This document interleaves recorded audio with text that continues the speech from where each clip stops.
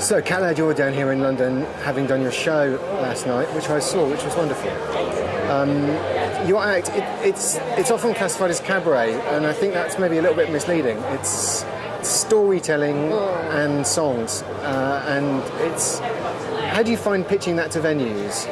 I think cabaret has become I call it a pick and mix genre of performance, because I think it classifies everything that is not strictly one thing can be called cabaret, especially when it's off an audience, especially if there's no fourth wall there. So if you are so Bette Midler's cabaret, like right. Her early shows where she is a comedian and a singer, and she talks to people as though she's a comedian but sings as though she's a nightclub singer. But that's something I've really struggled with is because big shiny cabaret is what people think of when they think of cabaret. And even a friend last night said to me, I told my friends that you do cabaret, but they were all like, oh, so she takes her clothes off. Yes. Like, it's conflated with burlesque in a lot of places, isn't it? Which I think is deeply unfair. Yeah. Because we were just saying a lot of my favourite singer is Billie Holiday. She sang in cabaret clubs in Harlem in the 30s and 40s, and cabaret was a multifunctional space. That's the purpose. And now, cabaret seating is much more relaxed and informal and geared towards alcohol as well. Right. So there's an element of I guess harking back to prohibition and secret spaces where people can enjoy those kind of activities that were illegal but not immoral to some, I guess. Yeah. So we met up in Edinburgh last year, and we ended up at a bar where they have basically what I would say real like variety, where people just come in and sing. Yeah. And you've done that there as well. Yeah. So is that one of your secret spaces? Yeah. Probably we wouldn't want to reveal the name of the place necessarily. I think if you know live music, it's a music bar in Edinburgh, but by music they have a night called One Singer, One Song, whereas if you just go and you sing a song, it does what it says on the tin, and it's open to everybody, and it's not curated. It's just you go and tell whoever's in charge that you want to sing, and they're like, okay. It is super interesting. Great. I would encourage people to go if they can find it. The it. bartenders shush you because the music is the most important thing in the space, yes. Which I love. And there's no TVs. Somebody beside me was talking and got Probably me. I don't think it was. I think you knew the rules. Because I laugh like that, so I get shushed a lot wherever I go. Yes, we've just had someone from Westminster get in touch. Yeah. So where in Edinburgh, because I note from the timbre of your voice, you may be native to Scotland. You spend a lot of time in Edinburgh, outside of festival time. During the festival, when people go up there, where would they be best to be finding themselves? Let's start with some peace and quiet.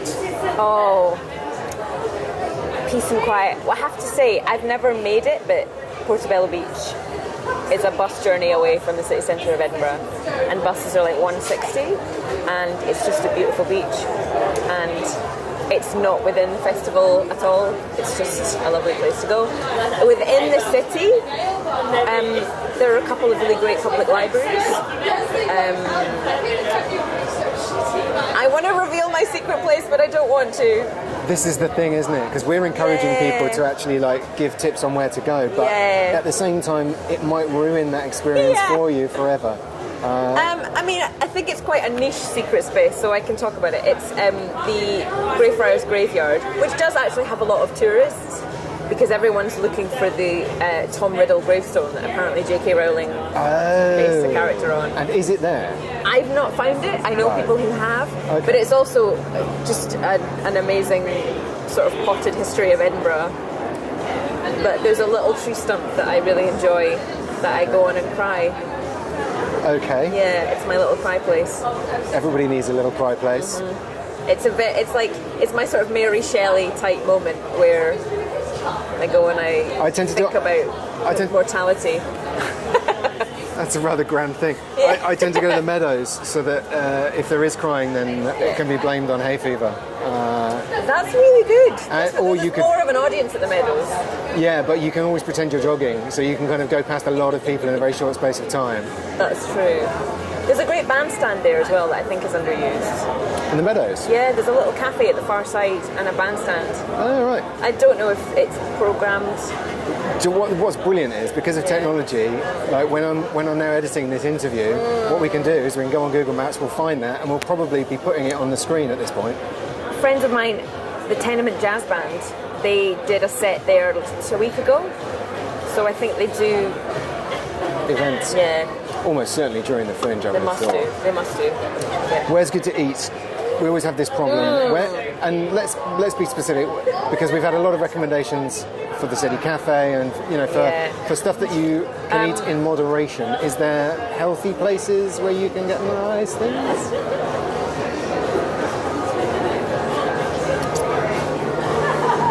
Oh, that's really difficult actually, because I usually take my own lunch. But that's the tip in itself. There's a lovely little Mexican place called Sabrositos, which is next to... It's right by George Square in the Uni, as you're going down to a bar called the Pear Tree, which is a big outside courtyard open stage. And it's in between, it's right next to a set of traffic lights, and it's a little Mexican place, and it's amazing. The Pear Tree, of course, is where basically everybody hangs, like a lot of performers hang out they've got a very big beer garden there, great big long tables, and everybody hangs out there. They have live music as well now and stuff. It's really nice. Yeah, it's good. Yeah, it's good. So that's a good tip too. So this show being mainly focused on mental health, how you seem like a happy-go-lucky sort of type. Is there a lot of maraes in the background? Oh, I mean, yes. How do you cope with that? Yeah. I guess it does actually. It's really funny how it's come back. Well, to go back to talking about cabaret, like my show is about the end of the world, and I talk about all the ways I thought I would die and what it's like to be alone at that. It's a very sad girl kind of show. And I've just embraced that my humour, that's what my humour is. It's ennui and it's desperately sad. And I sing a lot of very sad jazz songs, and it's just become part of what I do, where I'll indulge probably in the melancholy, but then make fun of myself for doing that. Melancholy is a good word, because it's not ennui. It's not somber. It is gallows humour, and it is very funny. Yeah, but also I think when you open up a space to let people feel that, there's more of a need for the comedy, but the comedy is much more welcomed. But also it gives people a chance. I don't think there's enough of a space. It's a controlled way of allowing people to feel those things. Yeah. Within an entertainment setting. And you've done this in Edinburgh. You've not done this show. This is a new show, but you've done cabaret. We've used the word now. Yeah. Now the cat's out of the bag. But you've done singing and storytelling shows in Edinburgh. How do you sell those? Do you fly? I haven't. Are you a flyer?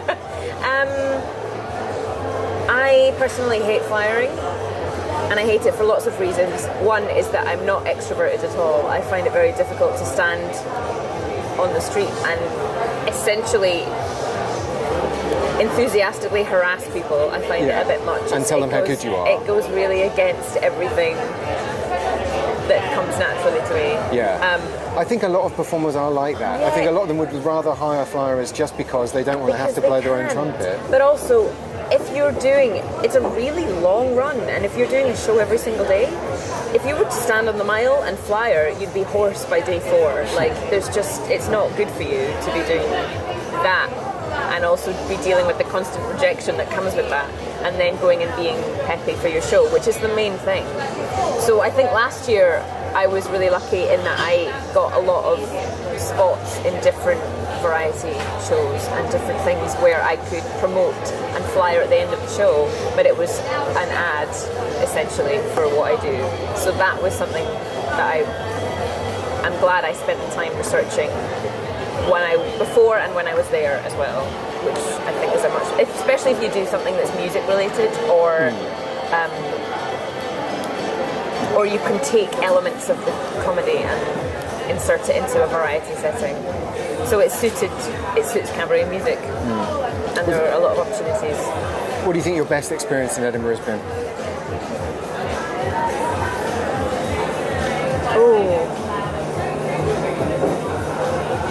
I'll get you one better. Can you think of a worst one? Can you think of a really bad Edinburgh experience? I'm actually racking my brains because I've done so many, and there were awful elements of all of them. So, for example, I just met up with mates.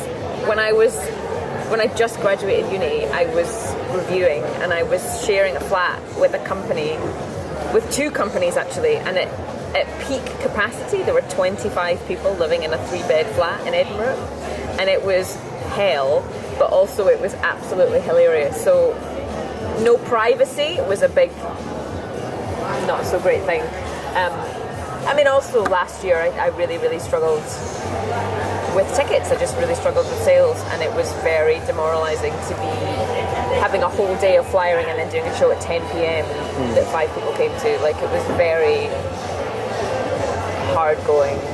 You filled up at the end because you got a good endorsement. Yeah. Are you going to mention the endorsement? Can I mention the endorsement? You can mention it if you like. You had Graham Norton in your crowd, and he tweeted to his presumably millions of followers. Now, you didn't engineer that at all? He just turned up at your show? He knows someone that I know. Right. Who came to the show, and I didn't know that they were coming. I love stories like this because they can happen to anybody, and even at your lowest ebb, if you're not selling tickets, you can at least think, you know what, somebody might turn up tonight, and it just changes. That's why I'll always, even when I get desperately sad and think I'm never going to do this ever again, it's the biggest trade fair for what we do. And the thought, I lost my job this year. I worked in a little shop, and I was fired because I refused to not do the festival. Right. And I didn't want to make that sacrifice. That's how much Edinburgh means to you. Yeah. It's massive FOMO. I would just be like, oh. It would be like, if I missed a year, I would have to come back and start all over again. Whereas you have to build momentum and just keep pushing. Yeah. Okay. If you can, and I've been really lucky in the sense that I've been produced, and we've been given venues where I've not had to fork out a lot of money up front. And I'm doing my show in Edinburgh for 2 nights without having to register for the festival because the venue were cool with that. So I'm just going to flyer for that and hope for the best. And you will be at the Fringe this year? Yeah. You're going to come on the show and do a song for us at some point. I demand it. Wonderful. Okay, well, let's end with clicks because we're trying to make that a thing, right? Lovely.